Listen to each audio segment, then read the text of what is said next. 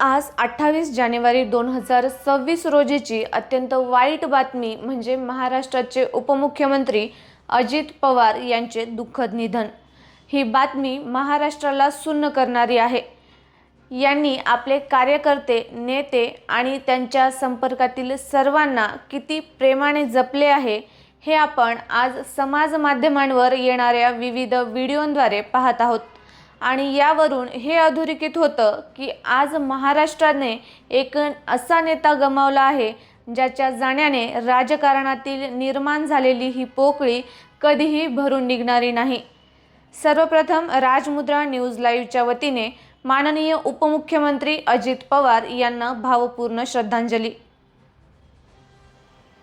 या व्हिडिओच्या माध्यमातून आपण अजित पवार यांची आजपर्यंतची कारकीर्द आणि आज आपण जी गर्दी पाहत आहोत ती गर्दी त्यांनी कशा प्रकारे कार्य केले म्हणून जमा झाली हे थोडक्यात पाहूया। 22 जुलै 1959 रोजी देवलाली प्रवरा तालुका राहुरी जिल्हा अहमदनगर येथे अजित पवार यांचा जन्म झाला। त्यांचे प्राथमिक शिक्षण हे राहुरी येथेच पूर्ण झाले, पण पुढे त्यांना सामाजिक कार्यात रुची असल्यामुळे आणि शेतकरी पार्श्वभूमी असून सुद्धा तसेच कमी वयात कुटुंबाची जबाबदारी स्वीकारून सामाजिक व आर्थिक अशा दोन्ही प्रश्नांशी जुळवून घेत त्यांनी इतिहास घडवला। अजित पवार यांनी आपली राजकीय सुरुवात ही सहकारी चळवळीतून केली।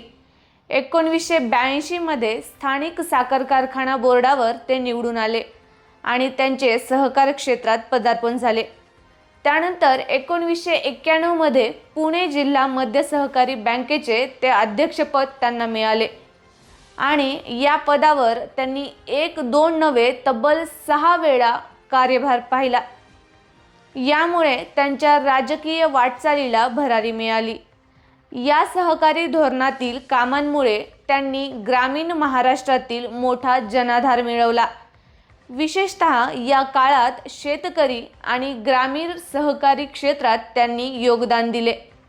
या सहकार चळवळीनंतर अजित पवारांनी 1991 मध्ये बारामती लोकसभा मतदारसंघातून निवडणूक लढवली आणि त्यांचे कार्य पाहून ते निवडूनही आले।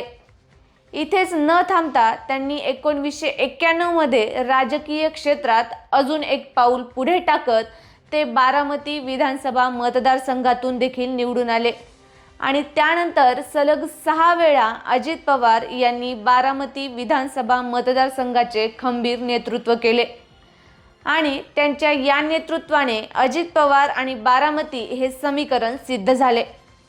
यासोबतच अजित पवार यांनी महाराष्ट्र सरकारमध्ये देखील अनेक महत्त्वाचे मंत्रालय आणि जबाबदाऱ्या सांभाळल्या।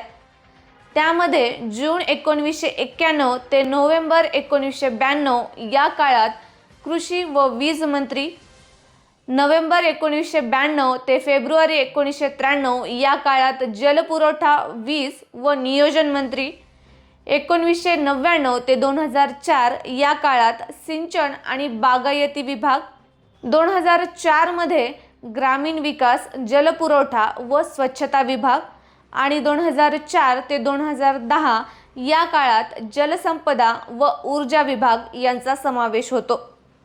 या संपूर्ण जबाबदाऱ्यांसोबतच अजित पवार यांनी वित्त, नियोजन व ऊर्जा विभागामध्ये वित्तीय व्यवस्थापन आणि बजेट तयार करण्यासाठी आपले महत्त्वाचे योगदान देखील दिले आणि अशाच प्रकारे अनेक वेळा महाराष्ट्राचे बजेट सादर करण्यासाठी राज्याच्या अर्थकारणाची जबाबदारी देखील त्यांनी आपल्या हातात घेतली। तसेच अजित पवार हे महाराष्ट्राच्या इतिहासात सर्वाधिक म्हणजे एकूण 6 वेळा उपमुख्यमंत्री म्हणून ज्यांना मान मिळाला असे एकमेव नेते होय। त्यांच्या उपमुख्यमंत्री पदात वित्त, नियोजन आणि ऊर्जा अशा विविध विभागांवर त्यांचे नियंत्रण होते।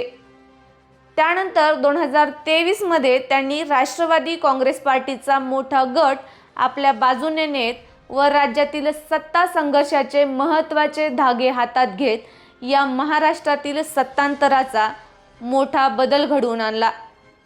आणि यासोबतच नांदेडकरांसाठी महत्त्वाची गोष्ट म्हणजे नुकत्याच झालेल्या हिंद दी चादर या कार्यक्रमामध्ये देखील त्यांनी आपली हजेरी लावली आणि नागरिकांशी संवाद देखील साधला।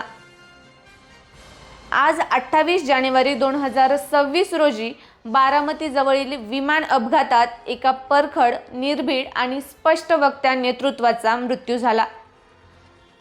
पुन्हा एकदा त्यांना भावपूर्ण आदरांजली अर्पण करून इथेच थांबूया।